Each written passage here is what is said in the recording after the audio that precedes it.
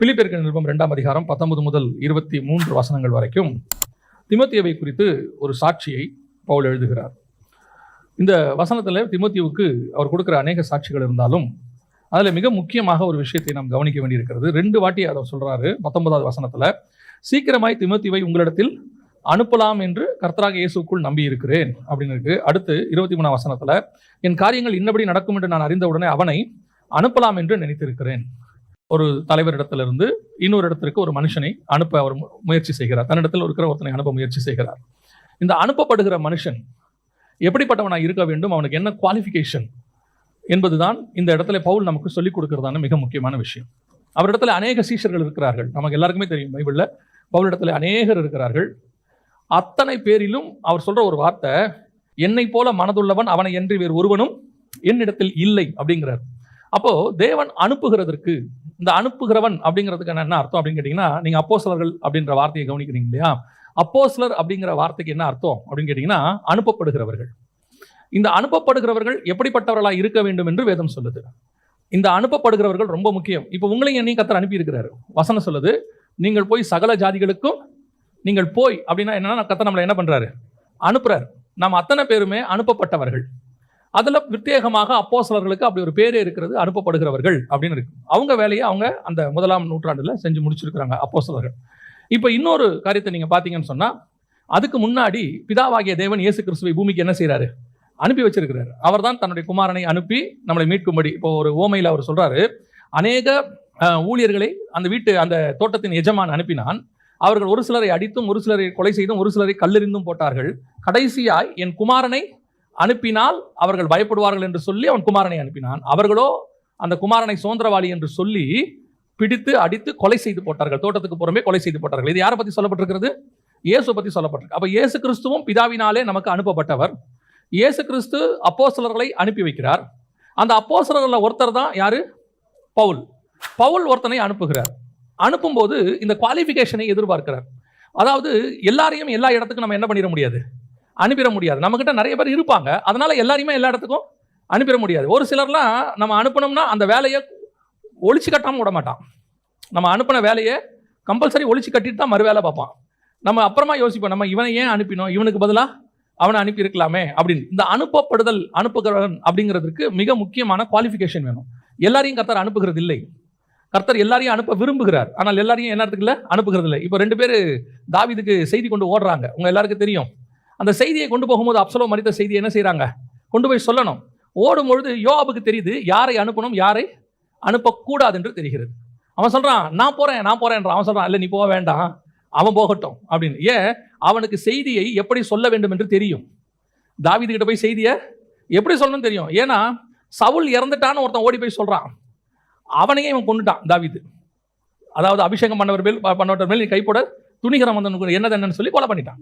அப்போ இவன் யோசிக்கிறான், யோவாபு எதிரி செத்ததுக்கே ராஜா இந்த மாதிரி ரியாக்ட் பண்ணான். இப்போ செத்துருக்கிறது யாரு? பையன். இப்போ போய் சொன்னா ராஜா எப்படி ரியாக்ட் பண்ணுவான்? அப்போ ராஜா கிட்ட அதை எப்படி சொல்லணும்னு இருக்கு.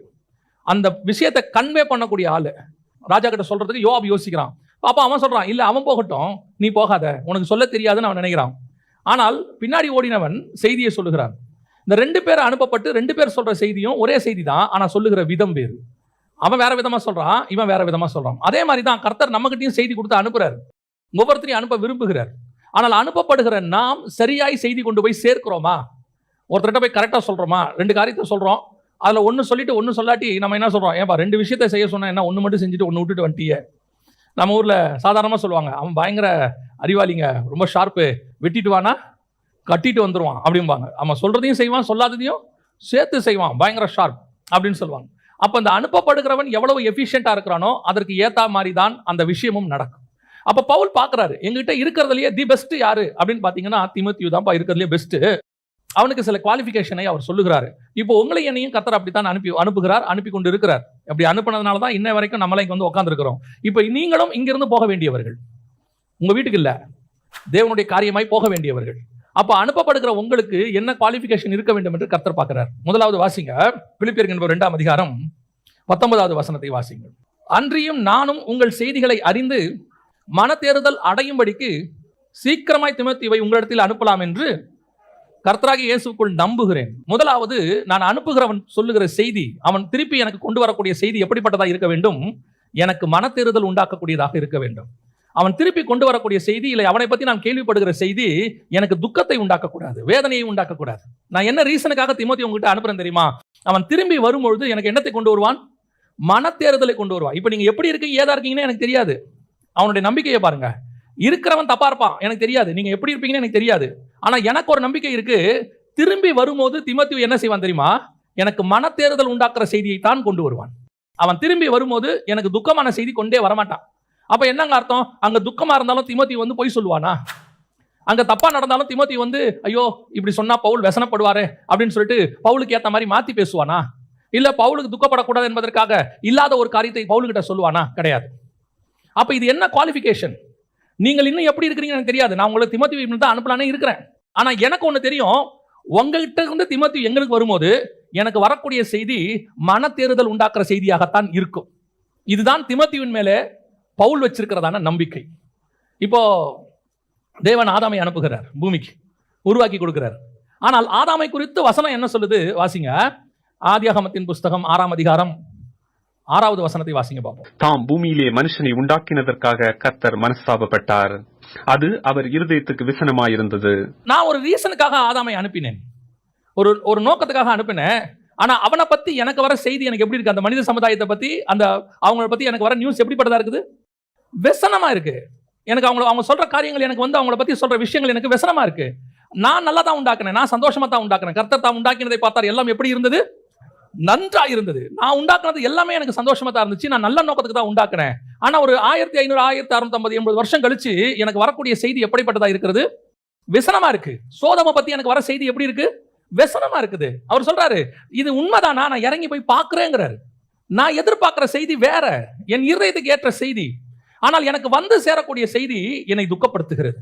My expectation is different, what I expected. ஆனா கர்த்தர் எதிர்பார்க்கிறது வேற. இன்னைக்கு நம்ம அப்படின்னா என்ன அர்த்தங்க? அங்கிருந்து வரக்கூடிய செய்தி எல்லாம் நல்ல செய்தியா இருக்கணும் அப்படின்னா என்ன நீங்க விரும்புறீங்க? அப்படின்னா விசனமான செய்தி மட்டும்தான் இருக்கணுமா, வேற செய்தி இருக்கக்கூடாதா அப்படின்னு சொல்லி நீங்க கேட்டீங்கன்னு சொன்னா, தேவன் ஒரு காரியத்தை நம்ம கிட்ட எக்ஸ்பெக்ட் பண்றார். என்ன? நான் அனுப்புகிற இடம் தப்பான இடம் தான். நான் அனுப்புகிற இடத்துல தப்பு இருக்கும், அங்க மேபி ராங்கான சம்பவங்கள் நடக்கும். ஆனா நான் அனுப்புகிற ஆள் திரும்பி வரும்போது எனக்கு நல்ல செய்தியை கொண்டு வர வேண்டும். அப்படியானால் அந்த தப்பை சரி பண்ணி எங்கிட்ட நியூஸ் வரும்போது அது நல்ல செய்தியாகத்தான் இருக்க வேண்டும். ஏன் அவன் என்ன நினைக்கிறான்? நான் திருப்பி ராஜா கிட்ட போக போறேன், நான் ராஜா கிட்ட போகும்போது என் ராஜாவின் காதுகளில் விழுகிற செய்தி என்னவா இருக்க வேண்டும்? நல்ல செய்தியா இருக்க வேண்டும். அப்படின்னா என்ன பண்ணோம்? என் ராஜாவுக்கு துக்கமான செய்தி போகக்கூடாது என்றால் இங்க இருக்கிற தப்பை நான் சரி பண்ணிட்டேன்னா எனக்கு மீண்டும் நான் போகும்போது நான் தைரியமா சொல்லுவேன், ராஜா எல்லாரும் அங்க கரெக்டா இருக்கிறாங்க, ராஜா எல்லாம் சரியாயிருச்சு. ஏம்பா நீ போகும்போது எப்படி இருந்தாங்க? போகும்போது எப்படி இருந்தாங்களோ இல்ல ராஜா, இப்போ எல்லாம் பர்ஃபெக்ட். நீங்க விரும்பினபடி ஜனங்கள் இருக்கிறார்கள். இயேசு கிறிஸ்து பூமிக்கு வரும்பொழுது இந்த பூமியானது கெட்டு போயிருந்தது. பூமி இருண்ட காலம். வசனம் சொல்லுது, இருள் இருக்கிற ஜனங்கள் பெரிய வெளிச்சத்தை கண்டார்கள். இயேசு வரும்போது பூமி டோட்டல் டார்க்னஸ், முழு டார்க்னஸ்ல இருந்துச்சு. ஒரு பெரிய ஊழியக்காரர் அமெரிக்கால, மேரிஸ் சலூன் நினைக்கிறேன் அவருடைய பேரு, சில வருஷங்களுக்கு முன்பாக, ஒரு 30 வருஷத்துக்கு முன்பாக, 30-40 வருஷத்துக்கு முன்பாக அவர் வந்தபோது நடந்த சாட்சியை நான் கேட்டேன். அவர் இந்தியாவுக்கு மேலே இறங்க வராரு ஃப்ளைட்டில். வரும்போது அவர் சொன்ன ஒரு வார்த்தை, சாட்சி வந்து சொன்னாராம், while entering into the Indian airspace, அந்த பக்கத்தில் நான் வரும்போது நான் பார்க்கிறேன் இந்தியா முழுக்க இருளில் இருக்கிறது. இந்தியா எப்படி இருக்குது? எனக்கு ஒரு அந்தகாரத்தில் இருக்கிறதை நான் பார்க்கிறேன் அப்படின்னு சொன்னார். ஆனால் அந்த மனுஷன் ஊழியத்தை முடித்து விட்டு போகும்போது மிகப்பெரிய வெளிச்சத்தை இந்தியாவுக்கு கொடுத்து விட்டு திரும்பி போனார். மிகப்பெரிய மாற்றத்தை உண்டாக்கி விட்டு போனார். நான் போகும்போது அந்த இடம் எப்படி இருக்கிறது என்பது முக்கியம் அல்ல, நான் திரும்பி போகும்போது அந்த இடம் எப்படி இருக்கிறது என்பதுதான் கர்த்தர் என்னிடத்தில் எதிர்பார்க்கிற செய்தி. நான் போகிற இடமெல்லாம் நல்ல இடத்துக்கு தான் போவேன்னா கர்த்தர் அதுக்கு தேவையில்லை, நம்ம தேவையே இல்லை, யார் வேணாலும் போவாங்க. நான் உங்களிடத்துல நான் தீமோத்தேயுவை அனுப்ப போகிறேன். ஆனா எனக்கு ஒரு நம்பிக்கை இருக்கு, தீமோத்தேயு வரும்போது எனக்கு ஆறுதல் கொடுக்கிற செய்தியை தான் கொண்டு வருவான், துக்கம் கொடுக்கிற செய்தியை கொண்டு வரவே மாட்டான். இன்னைக்கு நம்ம கிட்ட இருக்கக்கூடியதான ஒரு குவாலிட்டி என்ன, அல்லது நம்ம கிட்ட இருக்கக்கூடியதான ஒரு சால்ஜாப்பு என்ன, எக்ஸ்கியூஸ் என்ன? ஐயோ அது பயங்கரமான விக்கிரக கோட்டைங்க, எங்க போங்க நாங்க மினிஸ்ட்ரிக்கு போறதுலாம் சொல்லுவாங்க, இது மோசமான இடங்க, இங்க மினிஸ்ட்ரியே பண்ண முடியாது, இங்க எதுவுமே செய்ய முடியாது. அப்ப நீங்க என்ன எதிர்பார்க்குறீங்க? எல்லாம் பர்ஃபெக்டா இருந்தா நாங்க நிம்மதியா ஊழியம் பண்ணுவோம். அப்படியா? அப்புறம் எதுக்கு அங்க ஊழியம்? ஊழியங்கிறது என்ன? இருளில் இருக்கிற ஜனங்கள் பெரிய வெளிச்சத்தை பார்ப்பது. எதுக்கு உங்களை அந்த இடத்துக்கு கொண்டு வராரு? ஆண்டவர் எதுக்கு தான் என்னை இங்க கொண்டு வந்தாருன்னே தெரியல. பல நேரத்தில் கர்த்தர் உங்களை, நீங்க ஆண்டவருக்கு தான் காத்திருப்பீங்க. காத்திருந்து, ஒரு உதாரணத்துக்கு நான் சொல்றேன், காத்திருந்து ஒரு திருமணம் பண்ணுவீங்க. ஆனா நீங்க போற இடம் இருக்குல்ல, அது இருளா இருக்கும், அந்தகாரமா இருக்கும். இப்ப நாம என்ன சொல்லுவோம்? கர்த்தர் எதுக்காக என்னை இப்படி அனுமதிச்சாரு? ஒருவேளை தேவசித்தம் இல்லையோ, ஒருவேளை ஆண்டவர் என்னை இங்க கொண்டு வந்து இப்படி பிடிச்சி கொடுத்துட்டாரோ, நான் ஏன் இப்படி நடந்தது, எதுக்காக இப்படி நடந்தது? ஆண்டவர் என்ன சொல்றாரு? எனக்கு தெரியாம இது நடக்கல, நான் நினைச்சிருந்தா அதை என்ன பண்ணியிருப்பேன்? நடக்கும்போதே தடுக்க என்னால முடியும். பாபேல் கோபுரத்தை கட்டுறதை தடுத்த நான் உன் குடும்பத்தை கட்டுறதை தடுக்க மாட்டேனா? அவ்வளோ பெரிய கோபுரத்தை தடுத்துட்டேன், உனக்கு ஒரு கல்யாணம் நடக்கும் போது தடுக்க மாட்டேன், தடுக்க முடியாதா? ஆண்டவர்கிட்ட அப்படி ஒரு வழியே இல்லையா? ஆண்டவர் நினைச்சாருன்னா எதை வேணாலும் செஞ்சிருவாரு. சர்வ வல்லமை உள்ள தேவன். சீரியர் பாளையத்தையே ஒரு நாள் நைட்ல க்ளோஸ் பண்ணி அமுச்சு விட்டாரு. உங்களுக்கு கல்யாணம் நடக்கிறத தடுக்க மாட்டாரா? ஏன் அனுமதி கொடுத்தாரு? ஒரு காரணம் நான் சொல்றேன். இது ஒரு காரணம், ஒரு வகையான காரணம். அங்கே இருள் இருக்கிறது என்று கர்த்தருக்கு தெரியும். ஆனால் நீ போனால் எனக்கு ஆறுதல் செய்தி அந்த குடும்பத்திலிருந்து கொண்டு வருவாய் என்கிற நம்பிக்கையில் நான் உன்னை அங்கே அனுப்பி வைத்திருக்கிறேன். You can change that family. உன்னால் அந்த குடும்பத்தை மாற்ற முடியும். ஐயோ இங்க பயங்கர அந்த காலம், பிரச்சனை, போராட்டம், இங்க இருக்கவே முடியாது. கர்த்தர் சொல்றார், தெரியும், எனக்கு தெரிஞ்சுதான் உன்னை கொண்டு போய் நடுவில் உட்கார வச்சிருக்கிறேன். ஏன் நடுவில் உட்கார வச்சிருக்கிறேன்? அந்த இடம் தப்பா இருக்கு. ஆனா ஒரு நாள் நான் வரும்பொழுதோ அல்லது நீ என்னிடத்தில் வரும்பொழுதோ ஒரு ஆறுதல் செய்தி வரும். அந்த முழு குடும்பமும் ரட்சிக்கப்பட்டு விட்டது என்று கர்த்தர் உன் மூலமாக அந்த செய்தியை கொண்டு வருவார். அதுக்கு தான் கர்த்தர் உங்களை அனுப்பி வச்சிருக்கிறார். கர்த்தர் எல்லா இடத்தையும், இப்ப பாருங்க, ராணுவத்தை எங்க அனுப்புவாங்க? கண்டிப்பா எங்க பிரச்சனை இருக்குதோ அங்க ராணுவம் இருக்கும். எங்க பார்டர் பிரச்சனை இருக்குதோ அங்க ராணுவம் கண்டிப்பா இருக்கும். தேடி பிடிச்சி அனுப்புவாங்க. இப்ப மணிப்பூர்ல போய் பாருங்க, முழுக்க ராணுவம் இருக்கு. எதுக்கு அங்க அனுப்புறாங்க? பேட்ச் பேட்சா போயிட்டு இருக்கு ராணுவம். இப்ப எல்லா பக்கத்துல இருந்தோம். எதுக்கு போகுது? பிரச்சனை இருக்கு, அதனால ராணுவம் போகுது. கர்த்தர் எதுக்கு என்ன அனுப்புறாரு? பிரச்சனையே இல்லாத இடத்துல சுமூகமா சந்தோஷமா வாழ்றதுக்கு என்ன அனுப்புறாரா? அதுக்கு தானா? அப்படின்னா இஸ்ரவேல் ஜனங்களை கானான் தேசத்துக்கு எதுக்கு அனுப்புறாரு? அங்க போன உடனே கானான் தேசத்துல என்ன பண்ணிருக்கணும் ஆண்டவர்? போங்க, நான் எல்லாத்தையும் ரெடி பண்ணி வச்சுட்டேன், என்ன இருக்கு, நீங்க உள்ள போய் ஒவ்வொருத்தரும் அவங்க வீடை தேடி பிடிச்சி அட்ரஸை கண்டுபிடிச்சு வாழ வேண்டியது மட்டும்தான் பாக்கி. அப்படியே எல்லா வீடும் கட்டி அட்ரஸை போட்டு வச்சிருக்கிறேன். ரூபன் கோத்திரத்துக்கு மூத்த பையனுக்கு பேர் போட்டு வச்சிருக்கேன், நீ போய் உள்ள உட்காந்து, அப்படியே சொன்னாரு. நீ போய் வசனம் வாசிங்க, அழகா இருக்கும் பாருங்க. நியாயாதிபதிகளின் புஸ்தகம் 3ஆம் அதிகாரம் 1-2-3 வசனம் வாசிங்க பார்ப்போம். கானான் தேசத்தில் நடந்த சகல யுத்தங்களையும் அறியாதிருந்த இஸ்ரவேலராகிய அனைவரையும் சோதிப்பதற்காகவும், இஸ்ரவேல் புத்திரரின் சந்ததியாரும் அதற்கு முன் யுத்தம் செய்ய அறியாதிருந்தவர்களும் அவைகளை அறியும்படி பழக்குவிப்பதற்காகவும் கர்த்தர் விட்டு வைத்த ஜாதிகள் யாரென்றால், அப்ப கர்த்தர் ஒன்னும் ரொம்ப பீஸ்ஃபுல்லா வைக்கல. கானானே பாலும் தேனும் ஓடுகிற தேசம்தான், ஆசீர்வாதமான தேசம்தான், தலைமுறை தலைமுறையாய் நீ குடியிருக்க போற தேசம்தான். கர்த்தர் அப்படித்தான் பிடிச்சி கையில கொடுக்குறாரு. ஆனா உள்ள போனா கர்த்தர் சில ஜாதிகளை விட்டு வைத்திருக்கிறார். எதுக்கு விட்டு வச்சிருக்கிறாரு? சண்டை போடுறதுக்கு. எதுக்கு சண்டை போடணும்? நீ யுத்தத்துக்கு பழக்க வைப்பதற்காக. கர்த்தர் ஏதோ ஒரு காரியத்தையும் நம்மை அனுப்பும் பொழுது, இப்ப என்ன வரும்? ஒரு காலகட்டம் வரும், எல்லா ஜனங்களையும் துரத்தியாகி விட்டது, தேசம் வசமாகி விட்டது, எல்லைகளை சுதந்திரித்து விட்டோம் என்கிற நல்ல செய்தியை இஸ்ரவேல் ஜனங்கள் கொண்டு வருவார்கள் என்கிற நம்பிக்கை தேவனுக்கு இருந்தது. கர்த்தர் விரும்புகிறது அதுதான். God send you to the particular place. குறிப்பிட்ட இடத்துக்கு உன்னை அனுப்புகிறார். எதுக்கு? சொபிஸ்டிகேட்டடா வாழ்றதுக்கு இல்ல. கர்த்தர் யுத்தத்துக்கு பழக்க வைப்பார். எதுக்கு உன்னை அங்க அனுப்புகிறார்? நீ போய் அந்த இடத்தை சரி பண்ணி எனக்கு ஒரு ஆறுதலான செய்தியை கொண்டு வருவாய். அங்க இருக்கிறவர்களை நீ எனக்காக திருப்பினாய், எனக்காக மாற்றினாய். அந்த இடம் மாறிவிட்டது. ஒரு பெரிய கம்யூனிஸ்ட் தேசத்துல ஒரு தேவ மனுஷனை கர்த்தர் அனுப்புகிறார். அனுப்புனா அந்த தேவ மனுஷன் போகும்போது கர்த்தர் சொல்றாரு, 100 பைபிள் எடுத்துட்டு போன்னு சொல்லி. பைபிள் உள்ள வச்சிருந்தாலே அவனுக்கு கொண்டுடுவாங்க. அப்படி ஒரு தேசம். 100 பைபிள் எடுத்துட்டு போன்றார் ஆண்டவர். எப்படி எடுத்துட்டு போறது? ஆண்டவர் சொல்றாரு, பெட்டியில வச்சு எடுத்துட்டு போ. வெறும் பெட்டியில எடுத்துட்டு போ. ஆண்டவர் லீட் பண்றாரு. இவர் பெட்டியில வச்சு அப்போ உள்ள ஒரு கார்ல பின்னாடி டிக்கியில வச்சு கொண்டு போறாரு. போகும்போது இவருக்கு பக்கு பக்குன்னு இருக்குது. ஏன்னா இவர் எங்கேயும் மறைச்சு வைக்கல, ஒன்றும் வைக்கல, நார்மலா பெட்டியில வச்சு கார்ல வச்சிருக்கிறார். இப்போ ஆண்டவர் சொல்றாரு, போ. அங்க போய் நிறுத்துறாங்க, செக் போஸ்ட்ல நிறுத்துறாங்க, காரை ஃபுல்லா செக் பண்றாங்க. இவர் கார்லயே உட்காந்துருக்காரு, சோதனம் சோதனம் மனசுல சொல்லிட்டு இருக்கிறார். போய் திறக்கிறாங்க, பாக்குறாங்க, பெட்டியை திறக்கிறாங்க, திருப்பி பெட்டியை மூடுறாங்க, காரை மூடுறாங்க. சரி போங்க சார். என்னடா நடந்துச்சு, என்ன நடந்துச்சு? உள்ள போய் பார்த்து இவர் போய் இறங்குறாரு, பைபிள் அப்படியே இருக்கு. இவரு ஆண்டவர்கிட்ட கேட்கிறாரு, ஆண்டவர் சொன்னாரு, அதெல்லாம் நான் பாத்துக்கிறேன், நீ போ உள்ள. இவருக்கு பெரிய சந்தோஷம். ஓ, ஆண்டவர் பைபிளை மறைச்சு நம்மளை கூட்டு வந்திருக்கிறாரு, மிராக்கிள் அப்படின்னு. உள்ள போய் அங்க ஆண்டவர் சொன்ன ஆட்களுக்கெல்லாம் பைபிள் டிஸ்ட்ரிபியூட் பண்ணி எல்லாம் பண்ணா இவரை பிடிச்சி விட்டாங்க, சுவிசேஷம் சொன்னாருன்னு. இவருக்கு ஒரு பெரிய நம்பிக்கை, பைபிளை மறைச்ச ஆண்டவர் நம்மளையும் மறைப்பாரு. சாத்துனாங்க. ஆண்டவரே, பைபிளையே மறைச்சு மொத்தமா கூட்டு வந்து எதுக்கு இவனுங்கிட்ட என்ன பிடிச்சி கொடுக்கத்தானா? சில நேரத்தில் ஆண்டவர் பார்த்தீங்கன்னா அமைதியா இருப்பாரு. நீங்க கேட்கிற நேரத்துக்குலாம் பதில் உடனே வராது. நம்ம எக்ஸ்பெக்ட் பண்ற நேரத்துக்கு இதோ என் நேசகுமாரன், இவரில் நான் பிரியமா இருக்கிறேங்கிற சத்தம்லாம் ஒன்றும் கேட்காது. அமைதியாக இருக்கும். இவரும் எதுக்கு ஆண்டவர் என்ன பிடிச்சி கொடுத்தீங்க, பைபிளெல்லாம் காப்பாற்றுனீங்க, என்ன பிடிச்சி கொடுத்தீங்களே அப்படின்னு சொல்லிட்டு பிடிச்சாரு. உள்ளே வச்சாங்க, அடிச்சாங்க, போட்டு 1 மாசமா உள்ளே இருக்காரு.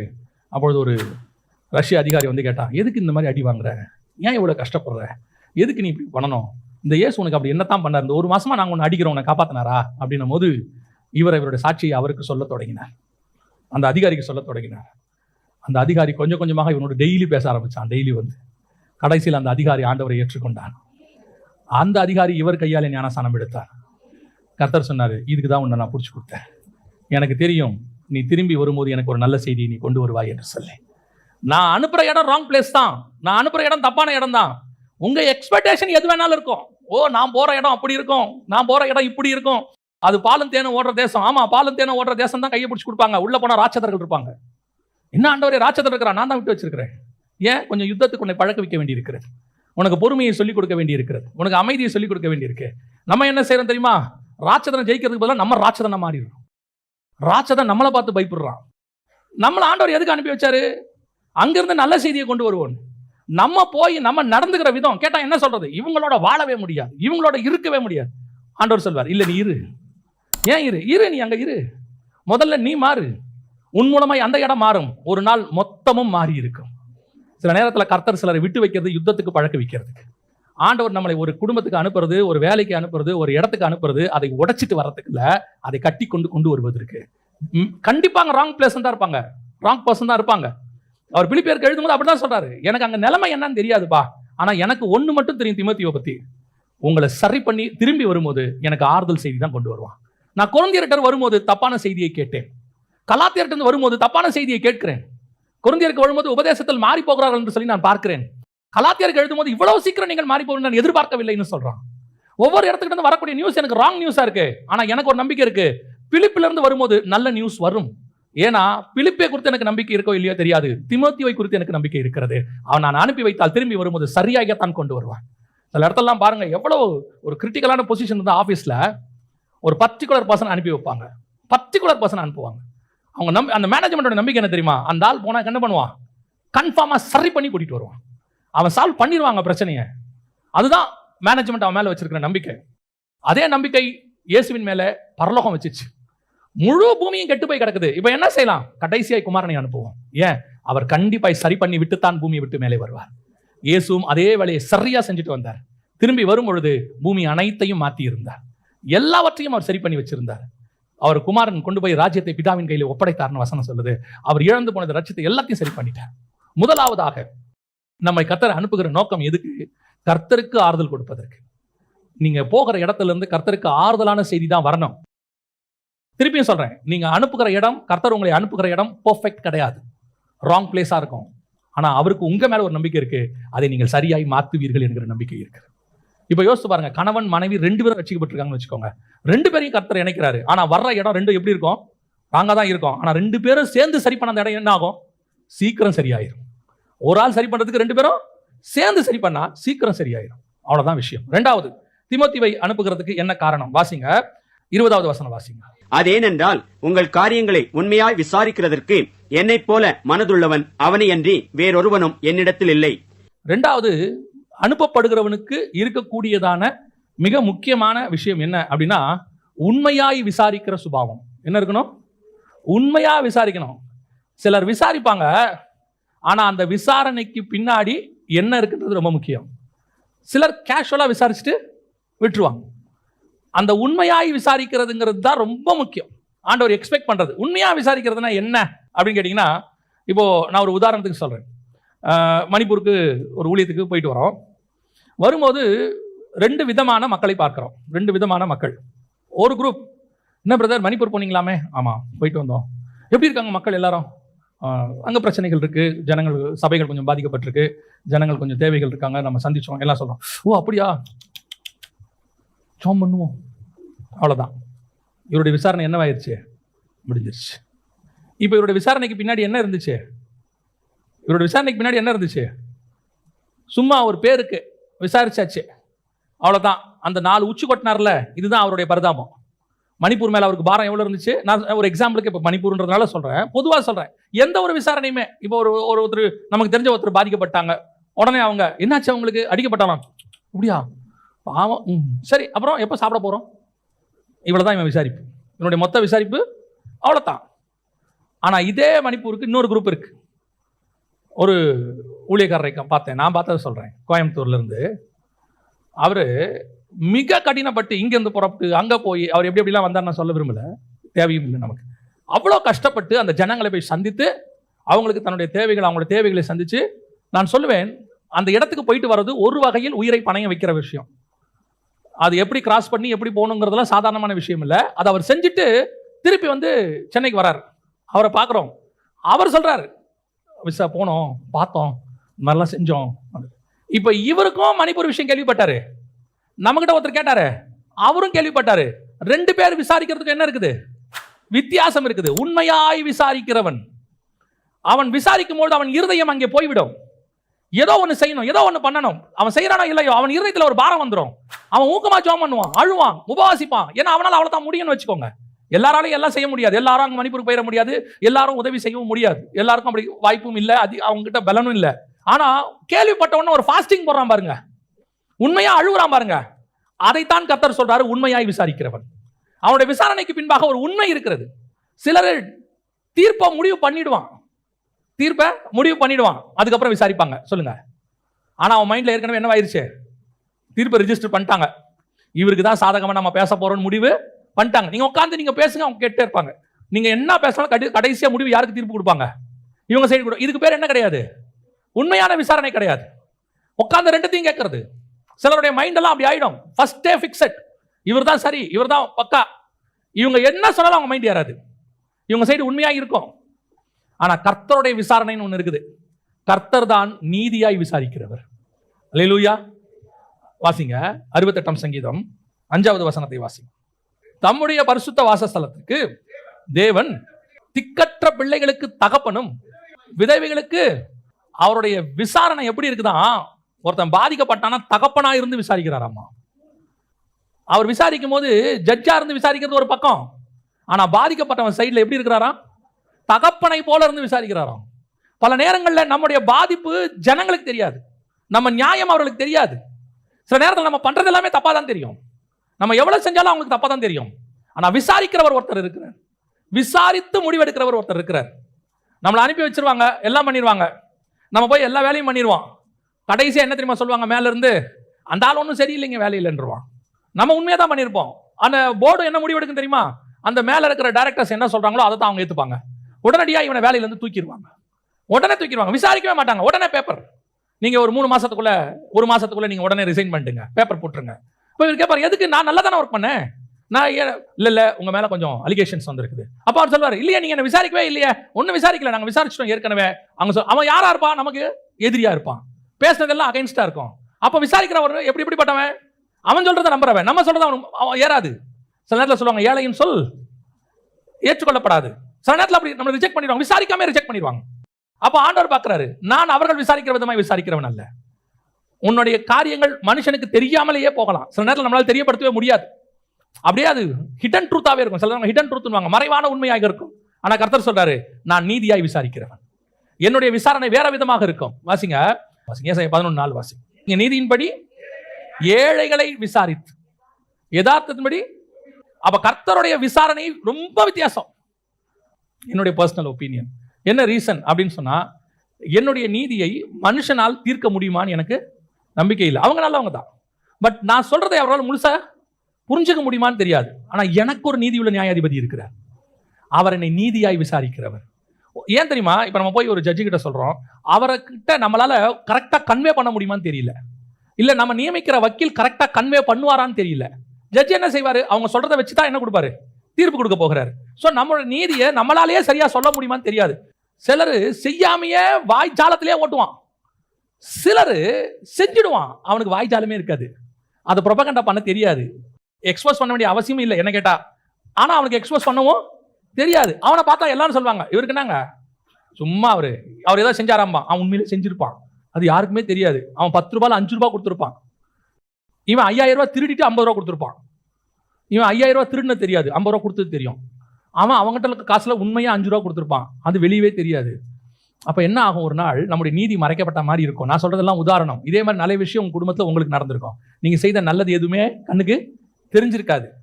நீங்க மாசம் மாசம் ஏதாவது உங்க வீட்டுக்கு செய்வீங்க, உங்க அண்ணனுக்கு செய்வீங்க, தம்பிக்கு செய்வீங்க, அது வரவே வராது. அவன் திடீர்னு 1 கிலோ ஸ்வீட் வாங்கிட்டு வருவான். என்ன சொல்லுவாங்க தெரியுமா? அவன் வரும்போதெல்லாம் ஸ்வீட் வாங்கிட்டு வருவான் தெரியுமா? இது வெறும் கையை வீசிட்டு வரும். அந்த குடும்பத்துக்கு அரிசி நம்ம தான் வாங்கி போட்டிருப்போம். அது யாருக்குமே தெரியாது. அந்த ஒரு ஸ்வீட் இருக்குல்ல, அதுவும் அவனை எப்படி எடுத்துட்டு வருவான் தெரியுமா? எல்லார் இதுலையும் கவரில் பிடிச்சி தூக்கிட்டு வருவான். நம்ம வாங்கி போடுற அரிசியை நம்மளே கொண்டாட மாட்டோம், எவனா கொண்டாந்து போட்டு போயிருப்பான். நம்ம கொண்டு வந்து ஒன்றுமே தெரியாது. பார்க்குறவங்களுக்கு எப்படி இருக்குன்னு தெரியுமா? இதென்ன சும்மா இருந்தாலும் எதுவுமே செய்யல. ஆனால் ஒருத்தர் மேலே உட்காந்து எப்படி விசாரிக்கிறா? நீதியின்படி ஏழைகளை விசாரிக்கிறார். அப்படியே உட்காந்து பார்த்துட்டே இருப்பாரு. நான் உங்களுக்கு சொல்றேன், நீங்கள் உண்மையாய் செய்யுங்கள், அதை மற்றவர்கள் பார்க்க வேண்டும் என்று எதிர்பார்க்காதிருங்கள், அவர்கள் அங்கீகரிக்க வேண்டும் என்றும் எதிர்பார்க்காதிருங்கள். நமக்கு நியாயம் செய்கிறவர் ஒருத்தர் இருக்கிறார். நம் கிரியைக்கு தக்கதான பலனை அவர் கொண்டு வந்துட்டு இருக்கிறார். நான் செஞ்சேங்க, என் குடும்பத்துக்கு நிறைய செஞ்சேன், ஆனா யாருமே எனக்கு மதிக்கல, யாருமே எதுவுமே செய்யல அப்படின்னு நம்ம சொல்லிட்டே இருக்கிறோம்ல. உண்மைதான். நம்ம அக்கா தங்கச்சிகளுக்கு செஞ்சிருப்போம், அண்ணன் தம்பிங்களுக்கு செஞ்சிருப்போம், என் நண்பர்களுக்கு செஞ்சிருப்போம், எதுவுமே ரிஜிஸ்டர் ஆயிருக்காது. ஏன் குடும்பத்துக்கு செய்வோம், நம்மளே குடும்பத்துக்கு இறங்கி எல்லாம் செய்வோம், எதுவும் ரிஜிஸ்டர் ஆகாது. சிலர் செய்யறது வெளியே நல்லா தெரியும், நம்ம செய்யறது சில நேரத்தில் தெரியாது. அப்ப என்ன சொல்லுவாங்க? அது ரிஜிஸ்டர் ஆகாததுனால நம்மளை பத்தி பேசும்போது நமக்குன்னு நியாயம் பேசுறதுக்கு ஒருத்தருமே இருக்க மாட்டான், ஒன்றும் இருக்க மாட்டான். ஆனா ஒருத்தர் நியாயம் தீர்ப்பாரு. அவர்கிட்ட எல்லாமே ஜீவ புஸ்தகத்தில் அப்படி எழுதி வச்சிருக்கிறார், லைனா எழுதி வச்சிருக்கிறார், வரிசையா. நீ என்னென்னலாம் பண்ண, மனுஷன் உன்னை எப்படி இப்படிலாம் ரிஜெக்ட் பண்ணா, நீ செய்யறது எதெல்லாம் மனுஷன் கணக்கில் வரல, ஆனா அத்தனையும் என் கணக்கில் வந்திருக்கு. அதுக்கு தான் ஆண்டவர் சொல்றாரு, நான் வரும்போது அவன் கிரியைக்கு தக்கதான பலன் என்னோடு கூட வருகிறது. என்னோடு வருது, நான் கண்டிப்பா கொண்டு வரேன். நீ அவன் அங்கீகரிக்கணும்னு செய்யவே செய்யாத, நீ செஞ்சுக்கிட்டே இரு. அங்கீகரிக்கிறவர் ஒருத்தர் இருக்கிறார். இவன் அங்கீகரிக்கிறான்ல, இவன் நாளைக்கே திருப்பி உன்னை திட்டினாலும் திட்டுவான். இன்னைக்கு உங்களை புகழ்றான்ல, நாளைக்கு அவன் என்ன செய்வான்? திட்டவும் செய்வான். ஆனா நம்மளை அங்கீகரிக்கிற ஒருத்தர் இருக்கிறார்ல, அவர் திட்ட மாட்டார், ஏற்றுக்கொள்கிறவராக இருக்கிறார். அல்லேலூயா. 2வது, உண்மையாய் விசாரிக்கிற குணம் உங்களுக்கு இருக்கணும். அதை நீங்க உண்மையா செய்யுங்க. விசாரிக்க, என்ன இருக்கு, ஏதா இருக்கு, என்ன எஃபெக்ட் இருக்கு, என்ன நமக்கு பிரதிபலன், நான் போய் செய்யறதுல என்ன நமக்கு கிடைக்க போகுது, அதெல்லாம் வேண்டாம். நான் சொல்றேன், வலது கைக்கு தெரியாது செய்யறது, இடது கைக்கு தெரியாமையா இருக்கட்டுமே, தெரிகிறவருக்கு தெரிஞ்சா போதும். இன்னும் ஒரு விஷயம் நான் ஒருபடி மேல போய் சொல்றேன், இவங்கிட்ட அங்கீகாரம் கிடைக்காமல் இருப்பது நல்லது. ஏன் என்று சொன்னால் அதையும் சேர்த்து கொடுக்கிறவர் ஒருத்தர் மேல உட்கார்ந்திருக்கிறார். இவன் ஒருவேளை செஞ்சுட்டானா அந்த பலன் முடிஞ்சு போச்சு. நீங்க சொல்லிட்டீங்கன்னா அதுக்கான பலன் முடிஞ்சு போயிருச்சு. ஆனா சொல்லலைன்னா அதுக்கான பலன் அவரோடு கூட வருகிறது. சேர்த்து கொண்டு வருவார்.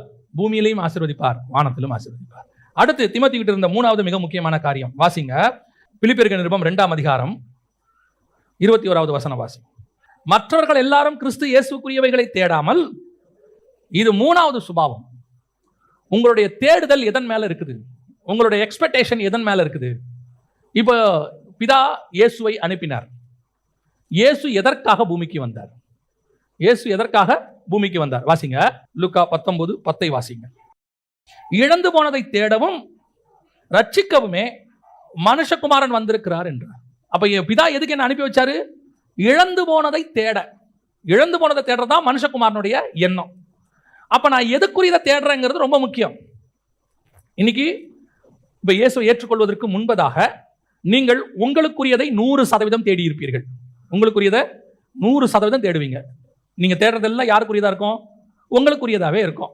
எனக்கு வேணும், என்னுடைய வாழ்க்கைக்கு தேவையானது, என்னுடைய அன்றாட தேவைக்கானது, எதிர்காலத்துக்கு தேவையானது, அடுத்து குடும்பத்துக்கு தேவையானது, அடுத்து பிள்ளைகளுக்கு தேவையானது, இப்படி நம்ம தேடிக்கிட்டே இருப்போம். எப்ப நீங்க இயேசு கிறிஸ்துக்குள்ள வர தொடங்கிட்டீங்களோ உங்கள் தேடுதல் மாற வேண்டும். உங்கள் தேடுதல் என்னவா மாறணும்? அப்பதான் இயேசு உங்களை அனுப்ப முடியும், தேவன் உங்களை அனுப்ப முடியும். அனுப்புகிறவன் எப்படிப்பட்டவனாய் இருப்பான்? தங்களுக்குரியதை தேடாமல் தேவனுக்குரியதை தேடுகிறவனாய் இருப்பான். வசனம் சொல்லுது, மற்றவர்களோ கிறிஸ்து இயேசுக்குரியவைகளை தேடாமல் தங்களுக்குரியவைகளையே தேடுகிறார்கள். இன்னைக்கு நம்ம தேடுதல் எதன் மேல இருக்குது? இன்னைக்கு நம்முடைய தேடுதல் முழுக்க முழுக்க முழுக்க நமக்குரியதாவே இருக்குது. கிறிஸ்துவுக்குரியதை தேடுறோமா? கிறிஸ்து எதை தேட வந்தார்? இழந்து போனதை தேட வந்தார். அவர் இழந்து போனதெல்லாம் எடுத்தார்ன்றது அது ஒரு தனி சப்ஜெக்ட். அவர் எதெல்லாம் ஆதாம் இழந்தானோ எல்லாத்தையும் அவர் தேட வந்துட்டார். இப்ப நம்மளை அனுப்புறாரு. நம்ம எதை தேடுறோம்? இப்போ வேலை பார்த்துக்கிட்டு இருக்கிறோம். வேலை பார்க்கும்போது எதை தேடுறோம்? 30 நாள் முடிஞ்ச உடனே நமக்கு என்ன கிடைக்கும்? சம்பளம் கிடைக்கும். சம்பளத்தை வச்சு குடும்பத்துக்கு தேவையானதெல்லாம் வாங்குறோம். இதுதான் நம்முடைய தேடுதல். ஆனா ஒரு இடம் வரும், நீங்கள் தேவனுக்குரியதை தேட தொடங்குவீர்கள். தேவனுக்குரியதை நீங்க தேட தொடங்கும் போது இந்த உலகத்துக்குரியதை நீங்கள் தேட மாட்டீர்கள், அது தானாய் வரும். இப்ப பவுல் சாப்பிடாம இருந்தாரா? தீமோத்தேயு சாப்பிடாம இருந்தாரா? ட்ரெஸ் போடாம இருந்தாங்களா? இப்ப அவங்க டிராவல் பண்ணாங்களா இல்லையா? டிராவலுக்கு காசு கொடுக்கணுமா இல்லையா? டாக்ஸ் கட்டணுமா இல்லையா? எல்லாத்துக்கும் காசு வந்துச்சு தானே. அப்ப இதெல்லாம் தேவன் அவங்களுக்கு சந்திச்சார் தானே, சந்திக்காம இருந்தாரா? உடனே அடுத்த வார்த்தை, அவர்கள் எல்லாரும் துறவிகள். கல்யாணம் பண்ணி இருந்தா தெரியும். பேதுருக்கு கல்யாணம் ஆச்சா இல்லையா? எங்க போனாலும் மனைவியை கூட்டிட்டு போனாரா இல்லையா? பிலிப்புக்கு பெண் பிள்ளைகள் இருந்தாங்கன்னு இருக்கா இல்லையா? இப்ப கல்யாணம் ஆனவங்களும் இருந்திருக்காங்க தானே. அதுல கல்யாணம் ஆனவங்களும் சொத்தை வித்து கொண்டு வந்து வச்சாங்கன்னு இருக்குல்ல. அனனியா சப்பீரால் மாதிரி ஆட்கள்லாம் கொண்டு வந்து வச்சாங்கன்னு இருக்குல்ல. அப்ப கல்யாணம் ஆனவங்களும் இருந்தாங்க தானே. ஆனா அதற்கு நடுவுல அவர்கள் தங்களுக்குரியதை தேடாமல் கிறிஸ்துவுக்குரியதை தேடினார்கள். எத்தனை பர்சன்ட் நீங்க கிறிஸ்துவுக்குரியதை தேடுகிறீர்கள் என்பதுதான் எவ்வளவு தூரம் கர்த்தர் உங்களை அனுப்ப முடியும் என்பதை கர்த்தர் டிசைட் பண்ணுவார். உங்களுடைய தேவைகளை தேடுகிறதற்கும் கிறிஸ்து உங்களை அனுப்புகிறதுக்கும் டிஃபரன்ஸ் இருக்கு, நிறைய ஒத்துமை இருக்குது. உங்களை கிறிஸ்து அனுப்ப வேண்டும் என்றால் உன் தேவைகள் கிறிஸ்துவுக்குரியதா இருக்கணும். இயேசு உங்களை அனுப்புறாரு, அதை வச்சுக்கிட்டு நீங்க உங்களுக்குரியதை தேடினீங்கன்னு வச்சுக்கோங்க, ஒரு நாள் கர்த்தர் உங்களை ரிஜெக்ட் பண்ணுவார். அங்கதான் பிரச்சனை இருக்குது. இப்போ கேயாசி ஊழியத்தை ஒப்பு கொடுத்து வந்துட்டார் எலிசா கிட்ட, வந்தாச்சு. இப்போ கேயாசி எதுக்குரியதை தேடுறாரு? தங்களுக்குரியதை தேடுகிறார். அவன் எதுக்குரியதை தேடி இருக்கணும்? கிறிஸ்துவுக்குரியதை தேடி இருக்கணும். கிறிஸ்துவுக்குரியதை தேடி இருந்தா எலியா கிட்ட இருந்தது எலிசாவுக்கு எப்படி வந்துச்சு? 2 மடங்கு. எலிசா கிட்ட இருந்து கேயாசிக்கு எப்படி வந்திருக்கும்? 4 மடங்கு. இப்போ அவன் தேவை எதன் மேல இருக்குது? தனக்குரியது மேல இருக்குது. அதனுடைய விளைவு அவன் சொல்றான், தோப்புகளை வாங்க போற, திராட்சை தோட்டத்தை வாங்க போற, ஒலிவ தோப்பு வாங்குவேன், வீடு வாங்குவேன், எல்லாம் வாங்குவேன். ஆனா இதனுடைய முடிவு குஷ்டமாக இருக்கும். ஆனா நீ எதையும் வாங்க மாட்ட, அதனுடைய முடிவு நீ பரத்துக்கு ஏறி போகிறதாக இருக்கும். இதுதான் கிறிஸ்துவுக்குரியதை தேடுவதற்கும் தேவனுக்குரிய தேடுவதற்குமான டிஃபரன்ஸ். நீ தேவனுக்குள்ள வளர வளர வளர உன் தேவை குறைஞ்சிக்கிட்டே போகணும். உன் தேவை குறையவே இல்லை, உன் தேவை அப்படியே இருக்குது அப்படின்னா நீ கிறிஸ்துவுக்குள்ள வளரல, கிறிஸ்து உன்னை அனுப்ப முடியாதுன்னு அர்த்தம். இன்னைக்கு ஊழியத்தில் மட்டும் இல்ல, உலக வாழ்க்கையில நான் சொல்றேன், உங்கள் தேவைகள் எதை குறித்து இருக்கிறது? ஒரு பீரியட்ல உங்களுக்கு தேவையே இருக்காது, ஆனால் எல்லாம் நிறைவா இருக்கும். இயேசு சொல்றாரு, நீங்கள் ஒப்பொழுது நேரத்தில் எதையும் கேட்க மாட்டீர்கள், ஆனால் உங்களுக்கு எல்லாம் நிறைவாக இருக்கும். இப்போ நான் சொல்றேன், நீங்க கிறிஸ்துவுக்கு முழுசா தேட தொடங்குங்க, உங்களுக்கு என்ன தேவையோ அதை பரலோகம் பார்த்துக்கொள்ளும். ஆனா அது லக்ஸூரியா இருக்காது, நீடா இருக்கும், தேவையாக இருக்கும். அதை பரலோகம் கன்ஃபார்மா பார்த்துக்கும். நம்முடைய தேவன் நம்மளை சட்ட துணிமணி இல்லாம, சாப்பாடு இல்லாம நடுத்தரில் விடுற தேவனே கிடையாது. கன்ஃபார்மா எல்லாம் கொடுத்துருவார். ஆனா நீங்க தேடுறது தேவனுக்குரியதாக இருக்கணும். கிறிஸ்துவின் ஸ்தானத்துல உட்கார்ந்துகிட்டு நீங்க உலகத்துக்குரியதை தேடினீங்கன்னா, தங்களுக்குரியதை தேடினீங்கன்னா பரலோகம் அனுமதிக்காது. நீங்க கிறிஸ்து உங்களை அனுப்பணும்னா நீங்கள் கிறிஸ்துவுக்குரியதை தேடுகிறவர்களாய் காணப்பட வேண்டும். உங்கள் தேவைகள் என்னன்னு பாருங்க, அதுவே உங்களுக்கு சொல்லிடும். உங்களுடைய ஆசை எது மேல இருக்குது, உங்க வாஞ்சை எது மேல இருக்குது. ஒரு இடத்துல வர முடியும், நான் சொல்றது முடியும். ஒரு இடத்துல இந்த பூமியில எனக்கு தேவை இல்லை, எதுவுமே எனக்கு இன்ட்ரெஸ்ட் இல்லை, ஆசை இல்லை, அது எல்லாத்தையும் பரலோகம் கொடுத்துருக்கு, எனக்கு எதுவுமே இன்ட்ரெஸ்ட் இல்லை, என்னுடைய தேவையெல்லாம் கிறிஸ்து, என்னுடைய தேவையெல்லாம் கிறிஸ்து. நீங்க வருவீங்க பாருங்க, அப்ப நான் சொல்றதுடைய முழு பவர் உங்களுக்கு புரியும். அது ஒரு சூப்பரான லைஃப். அந்த லைஃப் நீங்க உங்களுக்கு பிடிச்ச கலர் என்ன, அது என்ன கலர்ல இருந்தாலும் சட்டையை போட்டு போவாங்க, அது ஒரு பிரச்சனையே இல்லை. உங்களுக்கு ரொம்ப பிடிச்சது ஒரு பீரியட்ல நம்ம சொல்லுவோம், எனக்கு பகல்ல இப்படி இருந்தாரா முடியும், மத்தியானம் எனக்கு இந்த மாதிரி ஐட்டம் வேணும், நைட்ல நமக்கு இப்படி இருந்தால் தான் சாப்பிட முடியும் அப்படின்னு சொல்லுவோம். ஒரு இடத்துல இது எதுவுமே இருக்காது, எதை வேணாலும் சாப்பிட்டு போயிட்டே இருப்போம், எங்க வேணாலும் என்ன கிடைக்குதோ அதை சாப்பிட்டு போயிட்டே இருப்போம். நமக்குன்னு ஒரு டிசைன் இருந்திருக்கும், அந்த டிசைனை உடைக்கிறது தான் கிறிஸ்துவுக்குரியதை தேடுறது. நான் இப்படித்தான், நான் ஆக்சுவலாங்க ஒரு ஸ்ட்ரைப்டு போட்ட ஷர்ட்ஸ் மட்டும்தான் போடுவேன், அது கூட பார்த்தீங்கன்னா இந்த பிராண்ட்ல இந்த குவாலிட்டியில நான் போட்டு இன் பண்ணி, நான் இந்த பிராண்டு பெல்ட் இல்லாம வெளியவே வரமாட்டேன் அப்படின்னு சொல்லிட்டு இருந்த நம்ம கிறிஸ்துவுக்குள்ள வந்து கிறிஸ்துவுக்குரியதை தேட ஆரம்பிச்ச பிறகு உங்ககிட்ட இருந்து முதல்ல உடையிறதே அந்த பிராண்டு தான். ஏன் தெரியுமா? இந்த பிராண்டு உடைஞ்சாதான் நீங்க கிறிஸ்துவின் பிராண்டா மாறுவீங்க. நீங்க கிறிஸ்துவுக்கு பிராண்டா மாறணும், கிறிஸ்து தான் நம்ம பிராண்ட். அப்ப நீங்க பாத்தீங்கன்னா நம்மளுடைய விருப்பம்னு ஒண்ணு இருக்காது, ஆனால் தேவை இருக்கும். அந்த தேவையை பரலோகம் சந்திக்கும். விருப்பத்துக்கும் தேவைக்குமான வித்தியாசம் அது. அதான் நம்முடைய தேவன் நமக்கு சொல்லிக் கொடுக்கிறார்.